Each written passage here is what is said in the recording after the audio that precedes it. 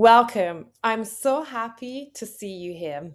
Today, I thought we could cover a topic that sits incredibly close to home for so many of us, and that is how to deal with a difficult parental relationship.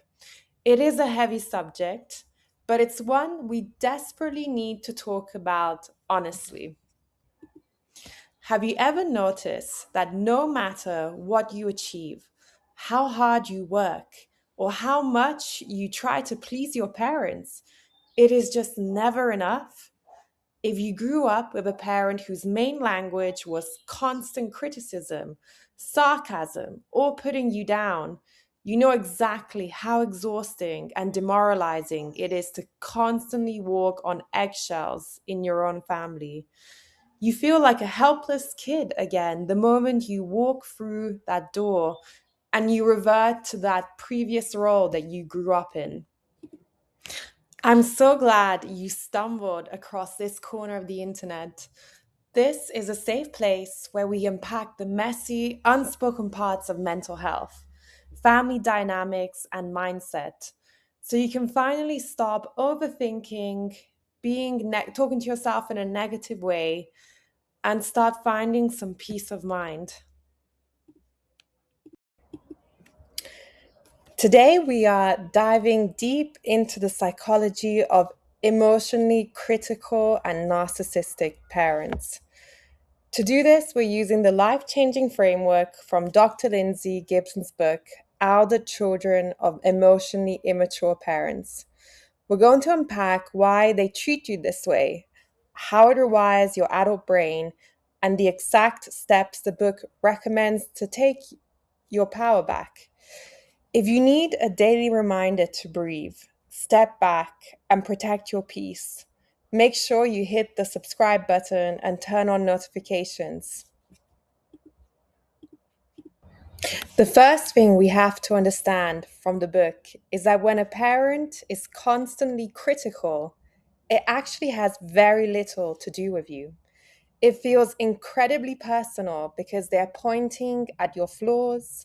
But in reality, critical parents are often dealing with a lot of unhealed stress and insecurity inside themselves.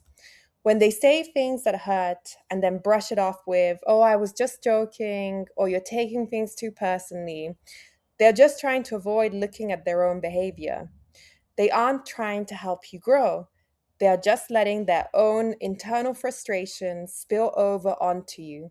Their criticism is a reflection of their own inner noise and limitations, not your actual value as a person. This leads to the second point: parental role reversal. In a healthy family, the parent provides emotional safety for the child. But with a critical or narcissistic parent, the dynamic is upside down. You are forced to become the emotional caretaker of their fragile ego. You learn very early on how to read the room, monitor their bad moods, and adjust your behavior just to keep the peace. If you feel completely exhausted after spending just 1 hour with them, this is why. You're working a full time emotional job that was never supposed to be yours. Dr. Gibson notes that sensitive, deep thinking children cope with this by becoming what she calls internalizers. If you're an internalizer, you subconsciously bought into a painful fantasy as a child. You thought, if I can just be perfect, if I can just achieve more, or just say the right thing, my parent will finally love and accept me. You took full responsibility for their anger, and the tragedy is that survival mechanism follows you into adulthood. The critical voice your parent used against you has now become your own internal monologue. Your overthinking and perfectionism today are just old echoes of trying to stay safe in a critical childhood home. How do we heal?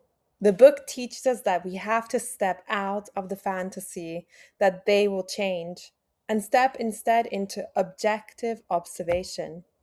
Next time you interact with a critical parent, I want you to mentally put on a white lab coat. Think of yourself as a scientist neutrally observing a subject. When they start criticizing you, don't argue back. Don't try to change their mind. Just mentally note it. Ah, there is that behavior again. They are projecting right now. By observing them instead of reacting to them, you build a psychological shield. You stop treating their criticism like a package you have to accept, and you leave it right where it belongs, with them.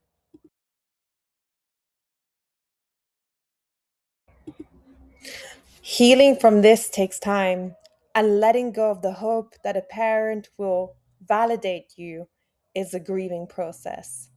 But recognizing these patterns is the absolute first step towards freeing yourself. If this video brought you some clarity, please leave a comment below.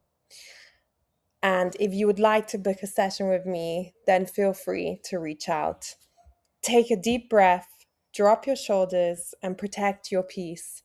And I'll see you in the next video.